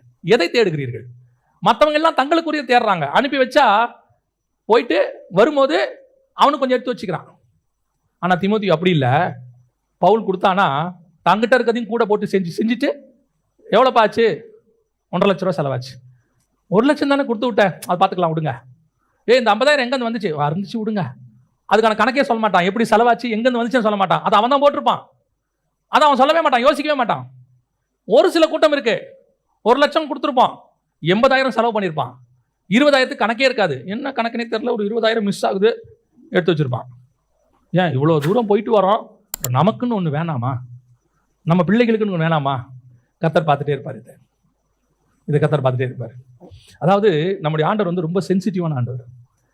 நீங்க யோசிக்கிறதுல தான் அவர் உங்களை டிசைட் பண்ணுவார். நீங்க செய்யறத வச்சு டிசைட் பண்ண மாட்டார். நீங்க என்ன யோசிக்கிறீங்க, உங்க மைண்ட் எதுக்கு பின்னாடி போகுது. உங்களை நம்பி ஆண்டவர் பணத்தை கையில கொடுக்குறாரு. அந்த பணத்துல 10 ரூபாய் இச்சித்தா கூட அவர் பார்த்துக்கிட்டே இருப்பாரு. ஆனா அதை நீங்க கொஞ்சம் கூட பொருட்படுத்தல, அதை கரெக்டா ஹேண்டில் பண்ணி தூசி மாதிரி தள்ளி பாருங்க, உங்ககிட்ட தான் கர்த்தர் லட்சத்துல கொண்டு வந்து கொட்டுவார், கோடியில கொண்டு வந்து கொட்டுவார். ஏன் தெரியுமா? அவன் அதெல்லாம் ஒரு பொருட்டாவே நினைக்க மாட்டாங்க. எதை கொடுத்தாலும் தூக்கி போட்டு போயிட்டே இருப்பான். உலகத்தின் ராஜ்யங்களும் மகிமைகளும் கொண்டு வந்து கொடுத்தாலும் அப்பாலே இப்போ சாத்தானேன்ட்டு அவன் போயிட்டே இருப்பான். ஏன்? நான் தேட வந்தது இதை அல்ல, நான் தேட வந்தது இழந்து போன ஆத்துமாக்களை. நான் ராஜ்யத்தை ஜெயிக்கணும்னா 2 தூதனை கூட்டு வந்தா போதும், மொத்த பூமியும் ஜெயிச்சுட்டு போயிடுவார். அவர் மொத்த ராஜ்யத்தையும் கையில் கொண்டு போயிடுவார். அவர் சொல்றாரு, போட இதுக்கா நான் வந்தேன். பல நேரங்கள் நான் ஊழியத்துக்கு வருகிறவர்களை பார்த்து சொல்லுவேன், கிறிஸ்து அப்போஸ்தலரை கூப்பிட்டாரு அனுப்பலான்னு, வாங்கப்பா உங்களுக்கு அப்போஸ்தலன் பேர் வச்சுட்டேன், அனுப்ப போறேன், ரெடி அப்படின்னு சொல்ற நேரத்தில் ஒருத்தன் கேட்கறான், எல்லாவற்றையும் விட்டு வந்தோமே எங்களுக்கு என்ன கிடைக்கும்? நான் உன்னை அனுப்புறது வேற விஷயத்துக்குடா, நீ எதை எதிர்பார்க்கிற? அவன் சொல்றான், இல்ல இந்த பணக்கார வாலிபன் எதையும் விட மாட்டேன்னு சொல்லிட்டான், அவன் பணத்தை விட மாட்டேன்ட்டான். நம்ம ஆளு போட்டு விட்டு வந்தவர், அவர் கேட்கிறாரு, எல்லாவற்றையும் விட்டு வந்தோமே எங்களுக்கு என்ன கிடைக்கும்? அப்போ ஆண்டவர் சொல்றாரு, 100 ரத்தினியை திருப்பி கிடைக்கும். ஓ அப்படியா? அடுத்த வசனம், இங்க இல்ல அங்க. அப்ப இங்க கிடைக்கும், வாங்க. என்ன கிடைக்கும்? உனக்கு விருப்பம் இல்லாத இடத்துக்கு ஒருத்தர் உன்னை கூட்டி கொண்டு போவான், உன்னுடைய அரைக்கட்சியை இன்னொருத்தன் கட்டுவான். என்ன சொல்ல வரீங்க? நீ எப்படி சாவ போறேன்னு சொல்றேன். என்ன இப்படி சொல்றீங்க? அவ்வளவுதான், வா, உன்னை நான் கூப்பிட்டது வேற விஷயத்துக்கு. நிறைய பேர் இப்ப கிறிஸ்துவுக்குள்ள வரதே எதுக்கு வரான்னு தெரியுமா? வரும்போது நீங்க அப்படிதான் வருவீங்க, நியாயம். ஏன்னா வனாந்தரத்துல நயம் காட்டி அழைக்கிறார். உள்ளே வரும்போது நீங்க அப்படிதான் வருவீங்க. என் வியாபாரத்துல நஷ்டம் இருக்குது, நான் என் பிசினஸ் பயங்கரமா ஆசீர்வதிக்கப்படணும், கர்த்தர் ஆசீர்வதிச்சிருவேன். இப்போ வருவார், ஆசீர்வதிச்சோன்னே, ஆண்டவரே நான் என்ன செய்யணும்? எல்லாவற்றையும் விட்டு என்னை பின்பற்றி வா. அப்புறம் எதுக்கு இதெல்லாம் கொடுத்தீங்க? நீ பிள்ளை உள்ளே வர மாட்டியா? வந்தாச்சு இல்ல, வந்தாச்சு. நல்லா ஸ்வீட் சாப்பிட்டியா? சாப்பிட்டாச்சு.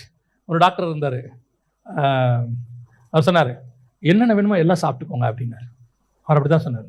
என்னென்ன வேணுமோ எல்லாம், இந்த ஹெல்த் ட்ரிங்க்னு ஒன்று குடிப்பாங்கல்ல, உடம்பு குறைக்கிறதுக்கு ஹெல்த் ட்ரிங்க்னு ஒன்று குடிக்கிறாங்க எல்லாரும். போன உடனே சிக்கன் மட்டன் கிட்டன் எல்லாம் வச்சுருப்பாங்க. நான் நினச்சேன் நல்ல ஹெல்த் ட்ரிங்காக இருக்குது, இந்த மெத்தட் நல்ல மெத்தடாக இருக்குது. சிக்கன் லிட்டரலாகவே அன்றைக்கி கறி குழம்பு மீன் எல்லாம் வச்சுருக்காங்க, சூப்பராக இருக்கே, நம்ம இந்த ஹெல்த் ட்ரிங்கை ஃபாலோ பண்ணலான்னு சொன்னேன். அப்போ அவர், ஐயா நல்லா சாப்பிடுங்கயான்னாரு.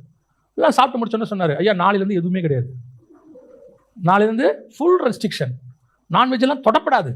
அதுக்கு தான் இன்றைக்கி உங்களுக்கு என்ன செஞ்சோம், எல்லாத்தையும் கொடுத்து கடைசியாக உங்களை நல்லா சாப்பிட வச்சோம் அப்படின்னாரு. அந்த மாதிரி தான் சில நேரத்தில் ஆண்டவர் உங்களுக்கு என்ன பண்ணுறாரு, ஃபுல் மீல்ஸ் போட்டு தான் கூப்பிட்டு வர்றாரு. உங்கள் கடன் அடைக்கப்படுகிறது, உங்கள் வியாபாரம் ஆசீர்வதிக்கப்படுகிறது, நீங்கள் கேட்டது நடக்கிறது. சோத்திரம், பிரைஸ் தி லார்ட், ஹல்லேலூயா. ஆண்டவரே நான் உமக்கு ஏதாவது செய்ய வேண்டும், என்ன செய்ய வேண்டும்? எல்லாவற்றையும் விட்டு என்னை பின்பற்றி வா. அப்புறம் எதுக்கு கொடுத்தீங்க? அப்போ கொடுத்தா தான் நீ வருவ. இப்போ நீ எல்லாத்தையும் விடு. இதுவரைக்கும் நீ தேடினது உனக்குரியது, இனிமேல் தேட வேண்டியது எனக்குரியது. நான் உன்னை அனுப்ப வேண்டும் என்றால் முதல்ல உனக்கு இருக்க வேண்டிய சுபாவம், 3வது கிறிஸ்துவுக்குரியதை தேடணும். கிறிஸ்து இழந்து போனதை ரட்சிக்கும்படி வந்தார். அவர் இருக்கிறதை எடுத்துக்கொள்ள வரவில்லை, இழந்ததை மீட்க வந்தார். இன்னைக்கு நாம எல்லாருமே எதை விரும்புகிறோம்? எதெல்லாம் இழக்க போகிறோமோ அதை தான் விரும்புகிறோம். நீங்கள் இந்த பூமியை விட்டு போகும்போது எதெல்லாம் இழக்க போறீங்களோ அத்தனையும் விரும்புறீங்க. ஆனால் எதை விரும்புகிறோம்? இந்த பூமியிலிருந்து எதெல்லாம் இழந்திருக்கிறோமோ அதை நாம் விரும்புவேன். கடைசியாக ஒரு காரியம் நான் சொல்லிவிட்டு முடிக்கிறேன். வாசிங்கள், தீமோத்தேயுவுக்கு இருந்த 4வது குடம், பிலிப்பியர்கள் நிருபம் 2ஆம் அதிகாரம் 22வது வசனத்தை வாசிங்க. தகப்பனுக்கு பிள்ளை ஊழியம் செய்வது போல அவன் என்னுடனே கூட சுவிசேஷத்தின் நிமித்தம் ஊழியம் செய்தான் என்று அவனுடைய உத்தம குணத்தை அறிந்திருக்கிறீர்கள். 2வது, அவனை அனுப்புகிறதுக்கு எனக்கு இருக்கிறதான மிக முக்கியமான 4வது சுபாவம் என்னவென்றால், தகப்பனுக்கு பிள்ளை ஊழியம் செய்வது போல அவன் எனக்கு ஊழியம் செய்தான். தகப்பன் பிள்ளைக்கு செய்வது நம்ம எல்லாருக்குமே தெரியும். அப்பா பசங்களுக்கு என்ன செய்யறாருங்கிறத நம்ம எக்ஸ்பிளைன் பண்ண வேண்டிய அவசியமே இல்லை. பிறந்ததுல இருந்து அப்பா காப்பாத்திக்கிட்டே வர்றாரு. ஆனா பிள்ளை தகப்பனுக்கு ஊழியம் செய்வதுன்னா என்ன? பிள்ளை தகப்பன் ஊழியத்துக்கு செய்வது போல அவர் செய்யணுமா? இப்ப நமக்கு அதுக்கு ஒரே உதாரணம், பிள்ளை தகப்பனுக்கு ஊழியம் செய்வது யாருன்னு கேட்டீங்கன்னா இயேசு கிறிஸ்து தான். அவர் ஒருத்தர் தான் பிதாவுக்கு ஊழியம் செய்யும்படி வந்தார். வாசிங்க, யோவான் எழுதின சுவிசேஷம் 17ஆம் அதிகாரம் 4வது வசனம் வாசி. பூமியிலே நான் உம்மை மகிமைப்படுத்தினேன், நான் செய்யும்படி நீர் எனக்கு நியமித்த கிரியைகளை நான் செய்து முடித்தேன். எனக்கு என்ன சொன்னீங்களோ அதை நான் செஞ்சுட்டேன்பா. இதுதான் பிள்ளை தகப்பனுக்கு செய்ய வேண்டிய ஊழியம். பிதாவாகிய தேவன் இயேசு கிறிஸ்துவை எதற்காக சிருஷ்டித்தார்னே இருக்கு பைபிள்ல. பிதாவாகிய தேவன் இயேசுவை எதற்காக சிருஷ்டித்தார் அப்படின்னு கேட்டீங்கன்னா வசனம் சொல்லுது, அவர் சிலுவையில் பலியாகிறதுக்காகவே சிருஷ்டித்தாராம். உலக தோற்றம் முதல் அடிக்கப்பட்ட ஆட்டுக்குட்டி இயேசு கிறிஸ்துவை எதற்காக பிதா உருவாக்குறார்னா, அந்த ஆள் தத்துவம், இயேசுங்கிற ஆள் தத்துவம் எதற்காக உருவாக்கப்பட்டதுன்னா ஃபார் த குரூசிஃபிகேஷன். அப்ப இயேசு அப்படிங்கிற ஒரு நாமமும் இயேசுங்கிற ஆள் தத்துவமும் பூமிக்குள் வந்ததே பிதாவின் சித்தத்தை செய்து முடிப்பதற்கு. அவர் என்ன சொன்னாரோ அத்தனையும் செஞ்சு முடிச்சாச்சு. நீங்க என்ன சொன்னீங்களோ அதை அப்படியே செய்கிறேன், அதை தாண்டி நான் வேற ஒன்றும் செய்ய மாட்டேன். ஆனா இன்னொரு பிள்ளை தகப்பனுக்கு ஊழியம் பண்றான். அவன் எப்படி செஞ்சிருக்கிறான் பாருங்க, வாசிங்க. லூக்கா 15:29 வாசிங்க. அவன் தகப்பனுக்கு பிரதியுத்தரமாக, தோ இத்தனை வருஷ காலமாய் நான் உமக்கு ஊழியம் செய்து ஒருவனும் உன்னுடைய கற்பனையை மீறாது இருந்தும் என் சிநேகிதரோட நான் சந்தோஷமாக இருக்கும்படி. நல்லா கவனிங்க, இவன் தகப்பனுக்கு என்ன பண்ணியிருக்கிறான்? ஊழியம் பண்ணியிருக்கிறான். மூத்த குமாரன், நம்ம எல்லாருக்கும் தெரிஞ்ச சம்பவம். ஆனா அவன் பண்ணது எல்லாமே ஊழியம். அவன் சொல்றான், இது வரைக்கும் நீங்க சொன்னதுல ஒன்ன கூட நான் என்ன செய்யல, மீறவே இல்லை. நீங்க என்ன சொன்னீங்களோ அப்படியே பர்ஃபெக்ட்பா. பிள்ளை சொல்றான் அப்பாவை பார்த்து, நீங்க என்ன சொன்னீங்களோ அதே மாதிரி தான் நான் செஞ்சேன், ஒரு கற்பனை கூட மீறவில்லை. இது அப்படியே இயேசு கிறிஸ்துக்கு ஈக்குவல். அவன் சொன்னது இயேசு சொன்னதுக்கும் ஈக்குவல். அவர் சொல்றாரு, என் பிதா எனக்கு நியமித்தவைகளை எல்லாம் நான் வேறு ஒன்றையும் செய்யவில்லை, என் பிதாவின் சித்தத்தை செய்வதே என் போஜனமாக இருக்கிறது. நான் செய்யறது எல்லாமே எனக்கு பிதா என்ன சொன்னாரோ அப்படித்தான், மீறி நான் ஒண்ணுமே சொல்ல, செய்து முடித்தேன். ஆனா இயேசுவுக்கும் மூத்த குமாரனுக்கும் என்ன டிஃபரன்ஸ்? அவங்கிட்ட இன்னொரு லைன் சேர்த்து சொல்றான், என் கற்பனைகள் ஒன்றையும் நான் மீறவில்லை, அப்புறம் என் சிநேகிதரோட நான் சந்தோஷமா இருக்கும்படி. இவனுக்குள்ள ஒரு எதிர்பார்ப்பு இருந்திருக்கு, ஒரு எக்ஸ்பெக்டேஷன். என்னைக்காவது அப்பா நமக்கு ஒரு ஆட்டுக்குட்டியை கொடுப்பாரு, நம்ம போய் சந்தோஷமா இருக்கலாம். அவன் ஊழியம் செய்யறதுல அவனுக்கு ஒரு எதிர்பார்ப்பு இருந்திருக்கு. இந்த இப்படி அப்பாவுக்கு நம்ம கீழ்ப்படுகிறோமே, அதுக்கு அப்பா நமக்கு ஏதாவது செய்வாரு, ஃப்ரெண்ட்ஸோட இருக்கிறதுக்கு அப்பா கொடுப்பாரு, அப்பா நமக்கு ஏதாவது செய்வாரு. இப்போ இளையகுமாரனுக்கு எக்ஸ்பெக்டேஷனே இல்லை. இளையகுமாரன் வந்து சொல்றான், நான் உங்க வீட்டில் என்னவா இருக்கிறேன், வேலைக்காரனா இருக்கிறேன் போது அப்பா சொல்ற, அதெல்லாம் வேண்டாவா, வந்து ஆட்டுக்குட்டியை அடிக்கிறார், எல்லாம் செய்யறாரு. இப்போ ஆட்டுக்குட்டியை அடிப்பார்னு அவனுக்கு எக்ஸ்பெக்டேஷன் இருந்துச்சா? இல்லை. அவன் வேலை செய்யத்தான் வந்தான். அவனுக்கு ஒரு எக்ஸ்பெக்டேஷன் இருந்துச்சு, எங்க அப்பா வீட்டுக்கு போனா எங்க அப்பா என்ன நல்லா பார்த்துப்பாரு. நாம செய்யற ஊழியத்தில் நமக்கு என்ன இருக்கக்கூடாது, எக்ஸ்பெக்டேஷன் இருக்கக்கூடாது. அதுதான் தீமோத்தேயுடைய ஸ்பெஷாலிட்டி. பவுலுக்கு ஊழியம் செய்வான், தகப்பனுக்கு செய்வது போல சொல்லுவான். ஏன்னா அப்பாவுக்கு எக்ஸ்பெக்டேஷனோட ஊழியம் பண்ணுவானா? எங்க அப்பாவுக்கு நான் இப்ப பணிவிடை செய்யறேன், எங்க அப்பா எனக்கு சொத்தை பிரிச்சு கொடுக்கும்போது எனக்கு கொஞ்சம் எக்ஸ்ட்ராவா கொடுப்பாரு, அப்படி நினைச்சு நீங்க செஞ்சீங்கன்னா அந்த ஊழியம் சரியான ஊழியம் அல்ல. உங்க அன்புல ஏதோ ஒரு டிராபேக் இருக்குன்னு அர்த்தம். சில நேரத்தில் சிலர் சொல்லுவாங்க, செத்துருவாங்க, கடைசி காலத்துல நான் தான் வச்சு பார்த்தேன், எனக்கு ஒன்னுத்தையும் வச்சுட்டு போல. அப்ப இவன் எதுக்கு பார்த்தான்? ஏதாவது செய்வார்னு பார்த்தான். ஆனா அப்ப நம்ம கேட்கணும்னு வச்சுங்க, அப்ப நீ அப்படிதான் அதுக்கு தான் பார்த்தியா? நான் அப்படியெல்லாம் பார்க்கல, ஆனாலும் செய்யணுமா இல்லையா? அவன் செய்யறான், செய்யல, எனக்கு அது தேவையே இல்லை. ஏன்னா என் தகப்பனுக்கு ஊழியம் செய்கிறது அது எனக்கு நியமிக்கப்பட்ட கட்டளை, நான் செய்கிறேன், அவ்வளவுதான். அது கர்த்தர் எனக்கு சொல்லி கொடுத்தது. இதுல எனக்கு எந்த எதிர்பார்ப்பும் கிடையாது. எக்ஸ்பெக்டேஷன் வந்துட்டா அதுக்கு பேர் வேலை. நான் செய்யறதுக்கு எனக்கு ஒரு பலனை எதிர்பார்த்தால் அதற்கு பேர் வேலை. இன்னைக்கு கிறிஸ்துவுக்கு கொடுக்கறதுல கூட கொஞ்சம் பேருக்கு எக்ஸ்பெக்டேஷன் இருக்கு. இவ்வளவு கொடுக்குறோம், ஆண்டவர் நமக்கு 100 அத்தனையா திருப்பி தருவார். அந்த ஆசையை அவங்க மைண்ட்ல அவங்க போடுறாங்க. ஒரு சிலர், நீங்களும் அந்த ஆசைக்குள்ள வந்துடுறீங்க. இவ்வளவு கொடுத்தா கர்த்தர் எனக்கு என்ன செய்வாரு, திருப்பி தருவார், 1000 மடங்கு தருவார், 100 மடங்கு தருவார். அவர் தந்தாலும் சரி, தரா விட்டாலும் சரி, நான் கிறிஸ்துவுக்கு செய்வதை செய்து கொண்டே இருப்பேன். ஏன்? நான் என் கிறிஸ்து என் தகப்பன், நான் அவரை நேசிக்கிறேன். நேசத்தினுடைய உச்சம் எதிர்பார்ப்பு கிடையாது, எந்த எக்ஸ்பெக்டேஷனும் கிடையாது. அவங்க செய்யணும், அவங்க எனக்கு பண்ணணும் அப்படின்னா நீ உண்மையான ஊழியம் செய்யவில்லை, நீ வேலை பார்க்கிற. நான் எப்பவுமே சொல்வேன், ஒரு தகப்பனுடைய தாயினுடைய வேலை பிள்ளைகளை நல்லபடியாக வளர்த்து அனுப்புவது. அப்போ பிள்ளைகளை எதுக்கு வளர்த்து அனுப்புறோம்? நாளைக்கு அவங்க நம்மளை பார்க்கணும் இல்லையா? No expectation.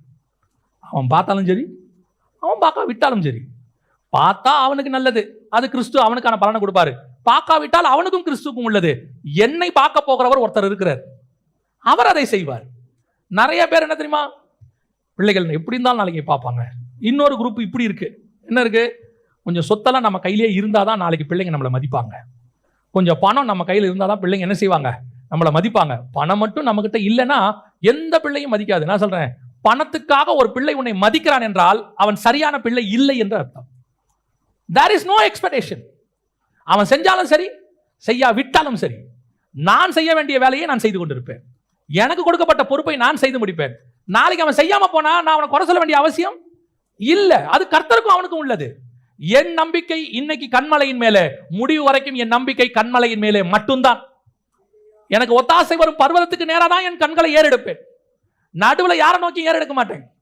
ஈசாக்கு வச்சு என்ன பாப்பான்னு 100 வயசுல ஆபிரகாம் பெற்றுக்கொள்ளவில்லை. ஈசாக்கு பார்த்தாலும் பார்க்க விட்டாலும் சர்வ வல்லமை ஒருத்தர் இருக்கிறாரு, அவர் என்னை பார்க்க வல்லமை உள்ளவராக இருக்கிறார். எனக்கு எப்பவுமே ஒரு பெரிய நம்பிக்கை உண்டு, கர்த்தர் காக்காவை கொண்டும் போஷிப்பார். கர்த்தர் விதவையை கொண்டும் போஷிப்பார். இந்த 2 பேருமே இல்லை, விதையும் இல்லை, காக்காவும் இல்லை. இதுக்கப்புறம் மனுஷன் உதவி இல்லாமல் எப்படி போஷிப்பாரு? அதெல்லாம் ரொம்ப ஓவரா பேசுறீங்கன்னா, என் தேவன் தூதனை கொண்டும் போஷிக்க வல்லமை உள்ளவராகவே இருக்கிறார். God can bless me in any way. My expectation is only on God. வேற யாரை நோக்கியும் கிடையாது. இன்னைக்கு நிறைய பேர் தகப்பனுக்கு ஊழியம் செய்வது போல செய்யல, மேலதிகாரிக்கு ஊழியம் செய்யற மாதிரி செய்யறாங்க. கிறிஸ்துவுக்காக இவ்வளோ ஊழியம் பண்ணோம், ஆண்டவர் நமக்கு இதெல்லாம் திருப்பி தந்தார். ஊழியம் பண்ணதுனால திருப்பி தரல அப்படின்னா பார்த்தா பவுலுக்குலாம் எவ்வளவு கொடுத்துருக்கணும் இல்லையா? தீமோத்தேயுக்கு எவ்வளவு கொடுத்துருக்கணும்? அவர் எதுக்கு தந்தாரு? உங்களுக்கு தேவை இருந்துச்சு தந்தாரு. இப்போ நீங்க அதையும் தாண்டி வேற விதமா அதை வச்சுக்கிட்டீங்க, அது வேற விஷயம். நான் ஊழியம் செய்வது, நான் வேலையை விட்டு எதுக்கு வரேன் அப்படின்னு சொல்லுவாங்க. நான் வேலையை விட்டு எதுக்கு வந்தேன்? அன்னைக்கு ஊழியத்துக்கு ஒன்றும் இல்லாமல் வந்தேன், கர்த்தர் இன்னைக்கு 100 மடங்கு ஆசை வச்சிருக்கிறார். வேலையை விட்டதுனாலையோ அல்லது நான் ஊழியம் பண்ணதுனாலையோ கர்த்தர் என்னை ஆசீர்வதிக்கல. நான் ஒருவேளை ஊழியம் பண்ணாமல் வேலை பார்த்துக்கிட்டு இருந்தாலும் கர்த்தர் என்னை ஆசீர்வதிப்பார். ஏன் தெரியுமா? என் தகப்பனுக்கு என்கிட்ட எந்த பாரபட்சமும் கிடையாது. அவர் எனக்கு தகப்பன், அவ்வளவுதான். அவர் தீயோருக்கே மழையை பெய்ய பண்ண வைக்கிற தேவன். எனக்கு எப்படி கொடுக்காம இருப்பாரு? எனக்கு தான் இந்த அளவுகோலெல்லாம் இருக்கு, எனக்கு தான் சில எக்ஸ்பெக்டேஷன்ஸ் இருக்குது. என் தகப்பனுக்கு என்கிட்ட எக்ஸ்பெக்டேஷனே கிடையாது. நான் இளைய குமாரனை எப்படி நேசிக்கிறேனோ அப்படியே தான் மூத்த குமாரனையும் நேசிக்கிறேன். இளைய குமாரன் சொத்தை பாதி எடுத்துட்டு போனா, நீ எடுத்துட்டு போனாலும் உனக்கே அதே பதில் தான் நான் சொல்லியிருப்பேன். நீ திரும்பி வந்தாலும் உனக்கு ஒரு ஆடு நான் அடிச்சிருப்பேன். நீ கேட்டிருந்தா நான் உனக்கு 10 ஆடு அடிச்சு கொடுத்துருப்பேன். ஆனா உன் எக்ஸ்பெக்டேஷன் என்ன தெரியுமா? அப்பா ஒன்று அவனுக்கு தான் செய்யறாரு, எனக்கு ஒன்றும் செய்யல. உனக்கு தான் இந்த பாகுபாடு. இப்பவும் சொல்றேன், நம்முடைய நம்பிக்கை முழுவதும் தேவன் மேல. தேவன் எதுக்கு அப்புறம் பிள்ளைகளை கொடுத்திருக்கிறார்? நமக்கு உதவி செய்வதற்கு தானே. அது அவனுக்கு வச்ச ஆசீர்வாதம். உன் தாய் தகப்பனை கனம் பண்ணா உனக்கு நீடி தாய்ஸ். நீ செய்யலையா? என் பிள்ளையை நான் பாதுகாக்கிறேன். கர்த்தர் யாரை வச்சாலும் பாதுகாப்பார். கர்த்தர் யாரை கொண்டும் பாதுகாக்க வல்லமை உள்ளவராக இருக்கிறார். ஏன் எக்ஸ்பெக்டேஷன் அது இல்லை. இவர் என்ன பார்த்துப்பாரு, என் பிள்ளைங்க என்ன பார்த்துப்பாங்க, எனக்கு இந்த இன்சூரன்ஸ் பணம் இருக்கு, ஒரு கவலையும் இல்லை, யாரும் என்னை பார்க்க தேவையில்லை, எனக்கு மாசம் 4000 ரூபாய் வருது, 10,000 ரூபாய் வருது, என்னால எனக்கு கையில ஒரு வேலை இருக்கு, எனக்கு சொந்தமா வீடு இருக்கு, 4 வீட்டு வாடகை வருது, யாரும் என்ன பார்க்க வேண்டாம். ஆண்டவர் சொல்வாரு, வீட்டு வாடகையை நம்பாத, உன் கையில் இருக்க கேஷை நம்பாத, இது எல்லாம் நிரந்தரமா உன்னை போஷிக்காது. நிரந்தரமாய் போஷிக்கிறவர் ஒருத்தர் இருக்கிறார். அப்ப நீ தேவனை தேடும் போது நோ எக்ஸ்பெக்டேஷன். யாருக்கு உதவி செஞ்சீங்கனாலும் எக்ஸ்பெக்டேஷனோட செய்யாதீங்க. யாருக்கு போய் நீங்க ஒரு ஏழைக்கு செய்றீங்களா, திருப்பி செய்வாங்கன்னு நினைச்சு செய்யாதீங்க. செய்யாவிட்டாலும் தோத்திரம். ஏன்? நான் எக்ஸ்பெக்டேஷனோட செய்யலையே. நீ செய்யலனா எனக்கு என்ன பிரச்சனை? நான் எதிர்பார்த்திருந்தா தானே எனக்கு பிரச்சனை. நான் தான் எதிரே பார்க்கலையே. நான் தகப்பனுக்கு செய்வது போல செஞ்சேன், தாய்க்கு செய்வது போல செஞ்சேன், நான் பிள்ளைகளுக்கு செய்வது போல செய்கிறேன். என் பிள்ளைகள் என்னை இவ்வளவு பார்க்கணும், இவ்வளவு கொடுக்கணும், இவ்வளவு நடத்தணும்ன்ற அவசியம் எனக்கு இல்லவே. நான் இப்போ தைரியமா சொல்வேன். ஏன்? என் நம்பிக்கை பிள்ளையின் மேல அல்ல, என் நம்பிக்கை என் தகப்பன் மேல இருக்கிறது. எனக்கு என்னை அழைத்தவர் மேல இருக்கிறது. செஞ்சா அவங்களுக்கு நல்லது, செய்யாவிட்டாலும் எனக்கு நல்லது. என் தேவனாகிய கர்த்தர் என்னை போஷிக்க வல்லமை உள்ளவராக இருக்கிறார். 18 வயசுல இந்த இயேசுவை கையை பிடிச்சேன். அன்னைக்கு ஒருத்தர் என்கிட்ட 18 வயசுல எங்க அண்ணன் ஒருத்தர் என்ன திட்டி ஒரு லெட்டர் போட்டார், சில பர்சனல் சொத்து விஷயங்களுக்கு. அன்னைக்கு நான் அவருக்கு ஒரு லெட்டர் போட்டேன். அண்ணே, 18 வயசுல நான் இயேசுவை கையை பிடிச்சிருக்கிறேன். நான் யாருக்கிட்டையும் எதையும் கேட்டதில்லை, இனிமேல் கேட்க போகிறதும் இல்லை. என் தேவனாகிய கர்த்தர் என்னை நடத்த வல்லமை உள்ளவர், நான் நம்புறேன் சொல்லுவேன். இன்னைக்கு நான் இயேசுவை கையை பிடிச்சி 31 வருஷம் ஆகுது. நான் ஆண்டவரை ஏற்றுக்கொண்டு இதுவரைக்கும் என்னை போஷித்தேன்னு, என்னை காப்பாத்தினேன்னு சொல்ற அதிகாரம் என் தேவனாகிய கர்த்தர் ஒருத்தருக்கு மட்டும்தான் உண்டு. இதுவரைக்கும் யார் வீட்டு வாசப்படிக்க போய் நான் நின்னதில்லை, கையேந்தினதில்லை, கேட்டதில்லை, யாருக்கிட்டையும் போய் கேட்டதில்லை. ஊழியத்துக்கு போறோம், ஆஃபரிங் கொடுக்குறாங்க, அது வேற. நான் போய் யாருக்கிட்டையும் எனக்கு இவ்வளவு கஷ்டம், என் குடும்பத்தை நடத்தணும், கொஞ்சம் அந்த மாசத்துக்கு ஏதாவது ஹெல்ப் பண்ணுங்க, கேட்டதே கிடையாது. ஏன்னா என்ன அப்படி கேட்க விடாதபடிக்கு என் தேவனாகிய கர்த்தர் என்னை பாதுகாத்து கொண்டார். என் திறமை கிடையாது, எதுவும் கிடையாது. நான் வேலையே இல்லாம 2 வருஷம் இருந்திருக்கிறேன். அந்த 2 வருஷமும் பரலோகம் என்னை போஷித்திருக்கிறது. எல்லா சூழ்நிலையிலும் சொல்லுவேன், என் தேவனாகிய கர்த்தர் ஒருவரை தவிர வேறு ஒருவரும் என்னோட இருந்ததில்லை. ஏன்னா என்னை அவர் போஷிப்பார்னு சொல்லி நான் அவர் கையை பிடிக்கல, அவர் என்னை நேசிச்சார்னு சொல்லி தான் கையை பிடிச்சேன். அவர் போஷிக்கவும் வல்லமை உள்ளவராக இருக்கிறார். இப்பவும் சொல்லுவேன், எனக்கு காக்கா எங்கிருந்து வேணாலும் வரும், எந்த இடத்துல இருந்து வேணாலும் காக்கா வரும். காக்கா வரலையா, கர்த்தர் ஏதோ விதவை வீட்டை ரெடி பண்ணிட்டாருன்னு அர்த்தம், நம்மளுக்கு கொடுப்பாரு. இல்ல காக்காவும் இல்லை விதவையும் இல்லையா, நோ வரிஸ், பரலோகம் வேற ஒன்று சூப்பர் நேச்சுரல் ரெடி பண்ணிருச்சுன்னு அர்த்தம். நம்மை நடத்துகிறவர் அப்படிப்பட்டவர். நீங்க தகப்பனுக்கு எந்த எக்ஸ்பெக்டேஷனும் இல்லாம ஆண்டவர்கிட்ட தேடுங்க. ஆனா கர்த்தர் செய்வார். அவர் செய்வாருங்கிறது அவசியம் அப்படி, செய்யறது அவருடைய வேலை. அவர் செஞ்சுட்டு போவார். தேவையான மண்ணாவை தேவையான நேரத்தில் தருவார். தேவையான கண்மலையிலிருந்து தண்ணி வரும். தேவைப்பட்டால் சில நேரத்தில் ஆண்டவர் யுத்தமும் செய்வார். ஆண்டவர் நமக்கு மேக ஸ்தம்பத்தை அனுப்புவார், அக்னி ஸ்தம்பத்தை அனுப்புவார். அதெல்லாம் அந்த நேரத்தில் என்ன தேவையோ அதெல்லாம் பரலோகம் 100% பார்த்துக்கொள்ளும். நம்ம வேலை எதுவா இருக்கணும் தெரியுமா? எனக்கு முன்பாக ஒருத்தர் போய் கொண்டிருக்கிறார், நான் அவரையே பார்த்துக்கிட்டு இருப்பேன், அவர் என்னை கொண்டு போய் கானானிலே சேர்த்து விடுவார். என் எக்ஸ்பெக்டேஷன் அவர் மட்டும் அந்த ஒரு குறைவில்லாதபடிக்கு நடத்துவார். எனக்கு தேவன் எப்பவுமே நன்றாகத்தான் இருக்கிறார். அந்த தேவன் உங்களுக்கும் இருக்கிறார். நான் சாட்சியா தான் உங்களுக்கு நான் சொல்றேன். நீங்க எந்த எதிர்பார்ப்பும் இல்லாம பண்ணுங்க, பரலோகம் அது கிள்ளி கொடுத்தா கூட அள்ளி கொடுத்ததுக்கு அளவு கூட அதிகமா இருக்கும். நம்ம தேவனுடைய கை பெருசு, அவர் அப்படி அள்ளி போட்டாலே அது பெருசு தான். ஒரு நாளும் ஒரு எக்ஸ்பெக்டேஷனோட இவ்வளவு தூரம் ஊழியம் பண்றோம், ஆண்டவர் ஏதாவது பார்த்து செய்வார், அதெல்லாம் வேணாம். நான் இயேசு ஏத்துக்கிட்டேன், எனக்கு இயேசு இதெல்லாம் செய்வார், இல்ல இல்ல இல்ல, நான் எக்ஸ்பெக்டேஷனோட இயேசு கிட்ட வரவே இல்லை. ஒரு காலத்துல இருந்தேன் அப்படி, உண்மைதான், நான் தேவையோட வந்தேன். ஆனா இப்ப என் தேவையெல்லாம் இயேசு தான், என்னுடைய எக்ஸ்பெக்டேஷன் எல்லாம் இயேசு தான், என்னுடைய முடிவு இயேசுவாகத்தான் இருக்கணும். அல்லேலூயா.